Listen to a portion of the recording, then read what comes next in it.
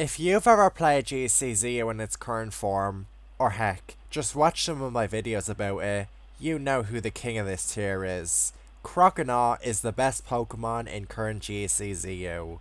It's an incredible tank, being offensively and defensively excellent. Croconaw is to ZU what Snorlax is to OU. It's required on every single competitive team. What if I told you though, that at one point, there was essentially an improved Croconaw in GSCCU. There was a water type who had the exact same base stat total as Croconaw, only its stats were better distributed. There was a water type who was even tougher to KO and hit even harder. There was a water type who had several moves, like Haze and Zap Cannon, over Croconaw. Croconaw is already pretty damn powerful in GSCCU, so an even more powerful Croconaw sounds like an absolute nightmare. Well, it was very much real in the early days of GSCCU, because Wartortle was legal back then. GSCCU Wartortle was very broken. It ruled the tier with an iron fist, before being unanimously banned from the tier only 2 months in. Wartortle was like Croconaw in the current metagame, except even more powerful. Let's compare the two. Wartortle and Croconaw share the same speed and defense stats. Croconaw has 6 points in HP and 17 attack points over Wartortle, but Wartortle has 6 extra special attack and more crucially 17 extra special defense over Croconaw. Croconaw's higher physical attack is far less useful than Wartortle's higher special defense. There's no physical water type attacks in Gen 2, and both water types typically run special moves only. Cursed Croconaw sets are viable in GSCCU, but these sets don't match the usefulness of Wartortle's higher special defense. Wartortle has higher special attack too, which makes it even more difficult to switch into. I'm comparing Wartortle to Quilava just to put into perspective how powerful it was. Croconaw is the god of GSCCU, and Wartortle is even more powerful than it. Wartortle was a near unkillable tank when it was legal in GSCCU.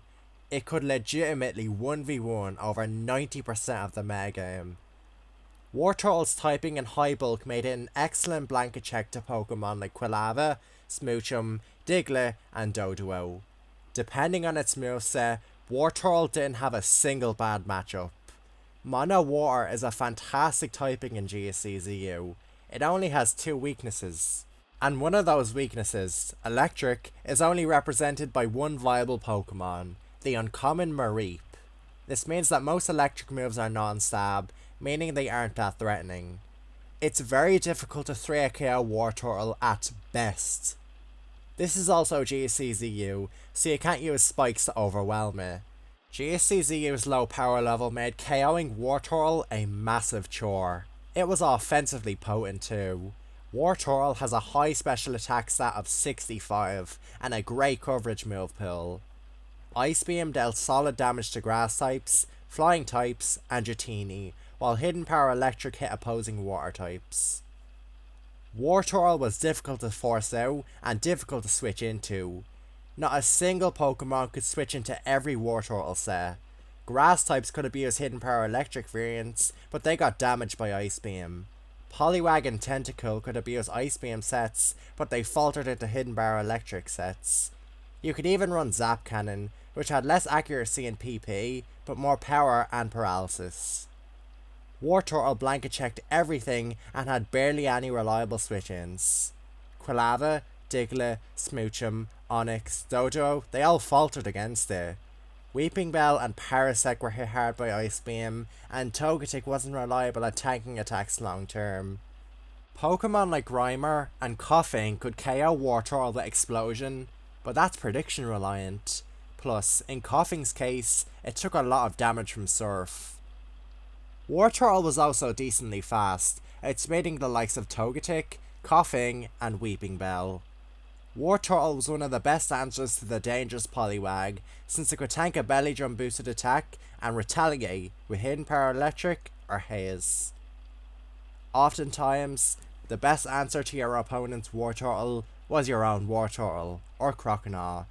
From there, you would either fish for an Ice Beam freeze, or fish for hidden power electric crits. Wartortle frequently paired up with Croconaw for a double water starter madness. KOing one of these fuckers is hard enough. When you throw two into the equation, it becomes nightmarish. I haven't even mentioned Haze sets yet, which are used to hold set up Pokemon like Togetic and Poliwag. Wartortle could use its standard Rest Hawk set, or it could branch out and use Haze. Wartortle's only real flaw is that it only had 4 move slots, preventing it from using both Ice Beam and Hidden Power Electric on the same set a lot of the time. Haze could be annoying to fit too. Aside from that though, Wartortle was basically flawless. It had little to no opportunity cost when placing it onto a team. It was so difficult to KO, and similarly difficult to switch into. The entire tier was centralized around Wartortle to an insane degree. Wartortle was very unhealthy. Games frequently came down to Wartortle Rest Hawk wars, which are luck based and boring to spectate. It was too difficult to consistently KO, and it be too much of the metagame. It should come as no surprise to learn that it was suspect tested not even 2 months after GSCCU launched. Wartortle, alongside Quilava, were unanimously banned from GSCCU. Quilava was largely banned because of Wartortle. Quilava was already very powerful, and people feared it would break the tier if Wartortle wasn't around to check it. Thus, it was banned alongside Wartortle. Plus, there were Pokemon that could fill in for the banned duo. Croconaw could obviously fill in for Wartortle, and Magby could serve as a replacement for Quilava. Funnily enough, Croconaw and Magby would go on to be the 2 best Pokemon after the bans.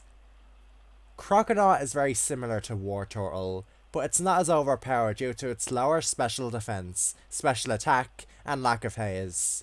You can pressure Croconaw on the switch with Pokemon like Magby and Smoochum.